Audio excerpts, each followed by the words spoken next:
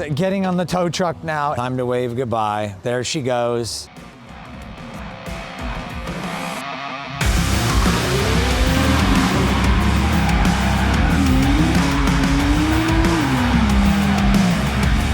I promised you guys this video would happen, and it's happening right now. I was lied to about my EVO 8 that I bought, and it has a lot of issues going on. It has been just one issue after the next. We're gonna dive into all the issues right now, why it's broken, why it got towed back to the shop, and exactly what I was lied to about on this EVO, and all the problems that have come up over the past couple of months, and why I haven't even been able to drive this car and even hit boost or enjoy it because there's been a bunch of problems that I had to fix.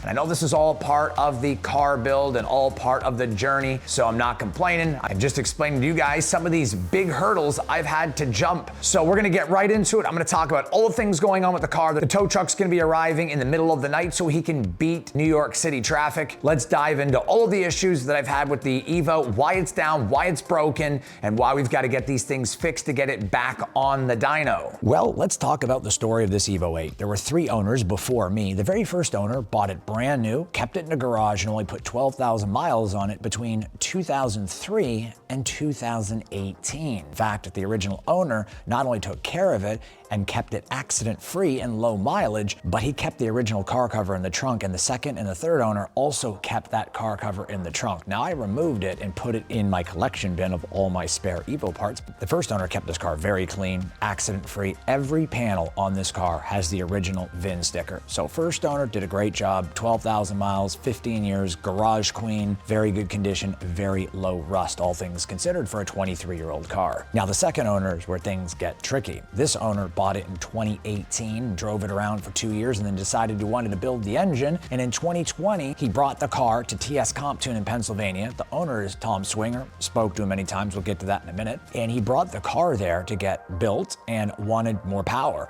So this car went to TS Comptune in 2020. He didn't pick the car up until like a year and a half later. So this second owner definitely took shortcuts. So where this all translates is into the third owner, where all my problems started happening, because the third owner that sold it to me either didn't know what was going on with the car before he bought it, or he just didn't tell me. But there's definitely something very fishy going on, because there was a lot of corners cut and a lot of things that were told to me that were not true. So let's get into that. Number one, the third owner that sold me the car told me that the fuel pumps were dual 450s. This is not the case. I'll explain this in just a few minutes. The third owner also took it to a dyno in a performance shop in Virginia. We're gonna say it got tuned by a company that, let's say, is a destination that loves performance, so to speak. Not gonna put any names. This tune was not good, and we'll get into that in a moment as well. The car had an FP black turbo, and the third owner decided to push more boost. The second owner was happy with 560 horsepower, but the third owner decided he wanted more, so he pushed it to 635 horsepower by jumping the boost to 44 PSI on an FP black. He did it on stock fuel lines, return and feed, and he did it with a stock fuel pump, and did it without an IAT sensor. He went off of the fuel temperature and did it with a stock ECU. A lot of risky things, in my opinion, are happening here.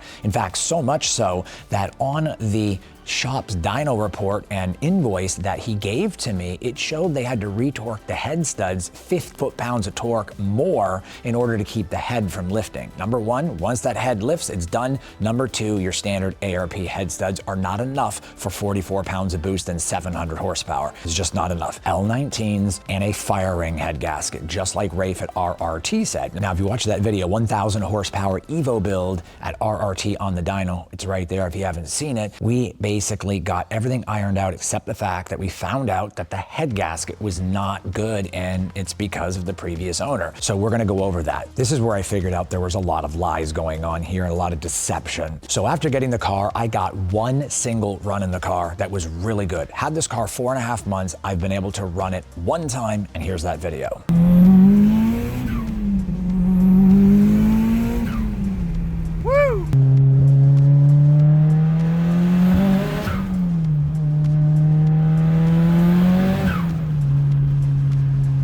So you you can see, I was able to run this car one time and enjoy it. And after that, it's been running like crap, sputtering, over boosting to 50 PSI, running boost cut, the idling weird. The boost controller died after the first week that I owned the car. I was getting malfunctioning codes with the injectors, the spark plugs were fouled. So you can see there's a plethora of problems with this car. It's mind-blowing, right? Who buys an EVO, such a great car like this, and just doesn't treat it properly? It's really weird that people would cut corners with a car like this. But in any case, this is what happened. So what I did was I called Keith over at BeanFab and I got a brand new Precision 6266 Next Gen Turbo with downpipe, custom fab piping, and a 3-inch downpipe all the way to a vibrant resonator to help silence the exhaust a little bit and get the drone out from the Tomate exhaust. I also went with a Skunk 2 intake manifold and a Skunk 2 throttle body, and then I ditched the Injector Clinic rail and injectors because I'm not a fan at all. Injector 2150cc's gone, Injector Clinic rail gone.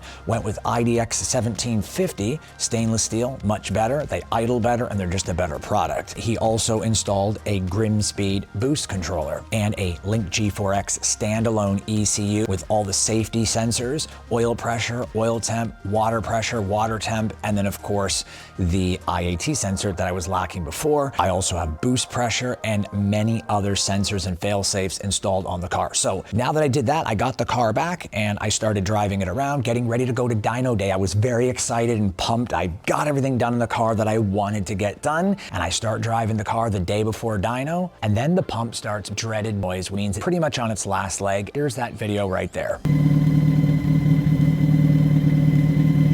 The car now has got a pump problem. So I called Brandon and Richie over at Far From Dead Motorsports. Shout out to those boys. They helped me out tremendously. Link will be in the information box below. I get the car over there and they call me and they tell me very disturbing news. Not only is the pump on the way out, it's a factory pump. I was told that this car had dual 450s, it had a single 255. So Dyno Day is pretty much canceled. I had to push that out another week. So what do? I have no choice. I ordered a 450 and a 525 as a backup with 2 relay setups as RRT recommended me to do so. So we did that. We ordered the relays, we ordered the pumps, they got here, get everything installed, and think everything's good to go, but it's not. Far From Dead Motorsports calls me and they let me know that one of the pumps, the 450 specifically, is not good. So the pump is dead, defective pump. So now I have to drive out to Extreme PSI to swap the pump out and get another 450 Walbro pump. While I was there, I decided I'm just gonna ditch the rail. That's where I ditched the Injector Clinic rail, and that's where I picked up the Radium Fuel Pulse damper, as well as the Radium fuel rail, and the Radium basket and top hat for the fuel tank assembly. So I picked up those, as well as a Fuel Lab 6 micron fuel filter, 8N, and also picked up the Fuel Lab 515 fuel pressure regulator. When I took those parts over to Far From Dead Motorsports, they installed everything, new 8AN feed lines and 6AN return lines. Everything got installed, 2 relays, all the way back to the fuel pumps, everything set up and everything running perfectly. Finally, right? Finally, everything's running perfect. I am so happy about this because now the car's running properly, and it should with all these new parts, right? It should run flawlessly at this point, other than so now the car is idling better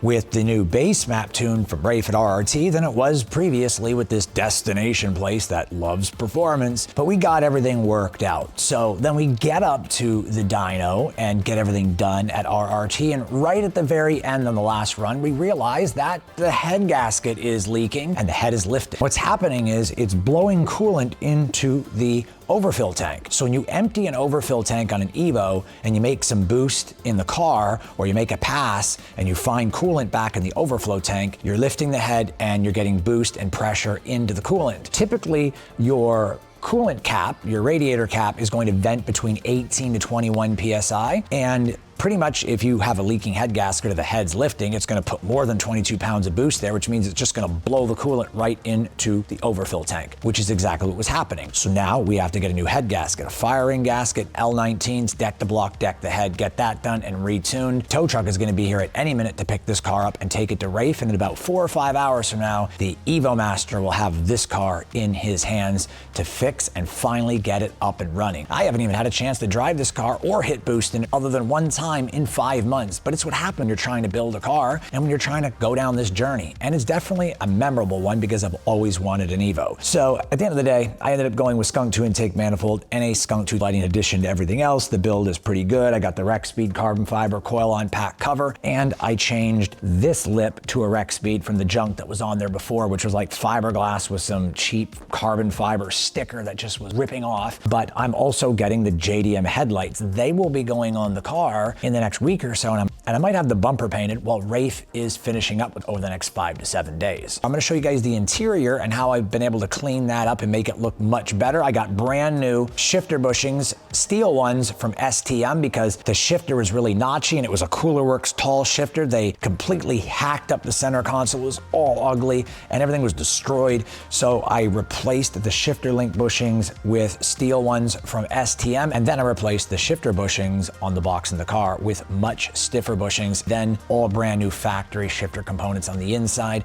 new shift boot, Mishimoto shift knob, and cleaned up the interior and replaced a lot of interior components and put carbon fiber over top of all of the parts that should have OEM carbon fiber on them. Now the interior looks a lot better. Just imagine this, trying to run 44 pounds of boost, no IAT sensor, no standalone fuel management system, factory fuel pump, factory fuel lines, feed and return, no safety margins, factory intercooler, and trying to run 44 pounds of boost on a FP Black Turbo. None of this makes any sense to me. None whatsoever. This is not good. This is a recipe for disaster. So I'm glad that I was able to fix all this and get the car set up the way I wanted with a radium fuel rail, radium catch cans, radium top hat basket and fuel pump assembly, fuel pulse damper, new ETS intercooler, Skunk 2 intake manifold, Skunk 2 throttle body. Everything is looking good and ready to go. Once I get this car back from Rafe, I'll finally be able to drive it and enjoy the car that I've always wanted to have. Up until now, 5 months of just building headache. Yeah, it's what happens, right? One more thing I also had to do was change the slave line going from the master cylinder to the slave cylinder on the clutch. All stainless braided, and to get my hand in that very small spot was kind of a pain in the butt, but I was able to get that done as well. And now the car really, truly just needs a couple of things. Once Ray fixes the head gasket and tunes it again, what's up next are brake rotors and pads, fortune, coilovers, and I'm getting the entire undercarriage cryo-blasted. There's a few rust spots that are gonna get re-welded at this shop that specializes in that. Then we're gonna undercoat and seal the entire underbody. It's gonna get all new plastics, fender liners, everything under the car. Then I'm gonna get new suspension bushings with the fortune coilovers and new tie rods, and everything is gonna get done. So by the end of summer, it's gonna pretty much be a fully restored Evo. And the condition it's in right now, it's like a 6 to 8 year old condition car. This is my dream car, and I've wanted one for a very long time, and I finally got it. So I'm gonna do this the right way, and I'm going to enjoy it. There is the beautiful FL5 Type R, just sitting pretty, doing a whole lot of nothing right now. But I'm gonna tell you, this car definitely takes some cues from the Evo. If there was a modern Evo today, I do believe there would be very, very strong similarities between the two cars. I believe that Honda did take some cues from the Evo, and the FK8 is kind of a racer's wet dream. I really did not like that car very much at all, and I'm a huge Honda fanatic. I did not like the FK8. The FL5 is more refined, more mature, and looks very similar to an Evo. When you look at the fenders, look how wide they are, and then let's look at the Evo. Same thing. Also wider back there. You can see on the rear fender how it's just flaring out where the gas tank is. And when you look at the FL5, it's the same thing. There's some very similar nuances between the cars, even the hood vent. In my honest opinion, put in the comments below if you agree that there is definitely some styling cues on the FL5 that pay homage to the Evo 8. And if there was an Evo around today, I think a modern Evo would have some similarities to this car. There's no doubt that there would be similarities. It's just easy. I personally think that even the FL5, as tame as it is more aggressive than the Evo. It definitely is more aggressive. And I really think that the styling cues on the FL5 are second to none, especially with this red carbon fiber. This is the JDM add-on spoiler that I got from from the dealer.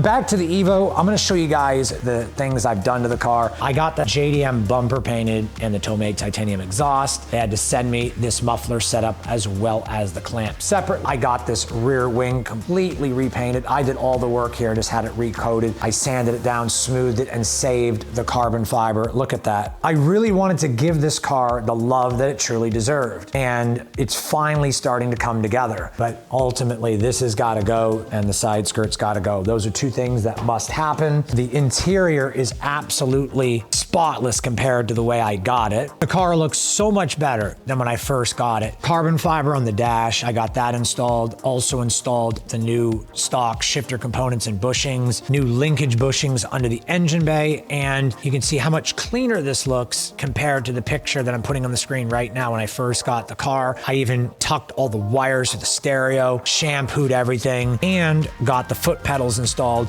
So this is a significantly cleaner car than it was when I bought it. Got the Link G4 can gauge from Gauge Art. We're just gonna sit here and wait for the tow truck and say goodbye to old girl. She'll be gone for about 7 days. So I'll be making some content on the FL5 Type R. A lot of things to talk about on the FL5. I had a full build on this car, start to finish, very similar to the Evo, and I'm missing a lot of footage. But that video is coming out next, and I'm hoping you guys enjoy that because this was a journey, and I've always wanted to build a Type R. If you work hard in life, you can achieve anything. 20 years ago, I never would have thought I would have an Evo and a Type R, 2 motorcycles, an M3 at the side of the house here on the driveway, and a Land Rover behind the gate, living my best life. And you know, I'm blessed. It's really as simple as this. You can achieve anything you put your mind to in life. And if you love life, love what you do, and you're driven, you can achieve anything. Don't let anybody tell you any different. I work in finance and I teach people how to retire. If you want to retire,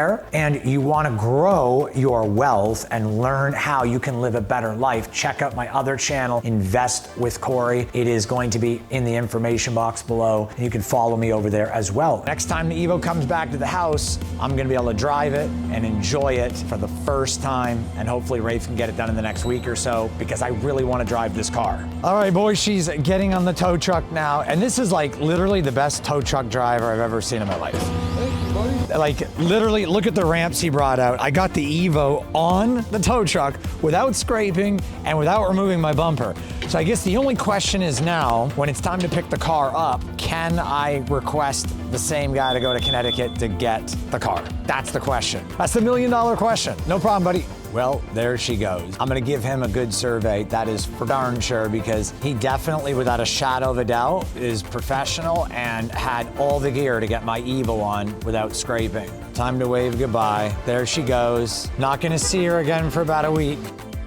Well, it is a beautiful day. I woke up this morning to emails from Rafe, who received the car really early in the hours of the morning, and he's already working on the car. The crazy part about this, one of the retainers in the head was factory and not a Kigley retainer. They're all Kigley except one, which is OEM. It's very strange, and he's already finding problems to work on right now. Here is the photo of the head and the email that he just sent me, so that's pretty crazy. The previous owner not only lied about everything else, there's also a factory retainer in a head that has all Kigley retainers, or supposed to have all Kigley retainers, and does not. So this is pretty incredibly weird. And also he sent me a video of what he wants to do with the fuel lines under the car. There's a lot of things to get done on the car. He's working on it right now. Once he's done, we are definitely going to be going for a ride. So stay tuned for the next video, guys, because this is going to be a banger. Once he gets it on the dyno and retuned, it's going to be on its way back here, and he's going to be getting me dyno footage and footage of him building the car. So that is going to be the next video. So stay tuned for that. We got the FL5 Civic Type R full build, and unfortunately I lost footage on that video because that video was supposed to come out before these two videos. That build's already done and I lost footage. I'm really sorry about that. I guess my first premiere upload to YouTube back after 4 years off, I missed the footage and had to use the second video as my first video. So I'm gonna try to wrap that video up and show you guys what's going on with the Civic Type Type R. I've also got content coming out on the G80 M3 and the mods I have on that. If you guys want to see more of the M3, let me know. And I also have videos coming out on the Land Rover and the bikes. Lots of content, lots of things going on. I hope you guys enjoyed. Be sure to subscribe, tap the bell notification, comment below. What do you want to see next on the channel? And what's the next car for Driveway Demons? Take care of yourselves, guys. One love, and we'll see y'all on the next video.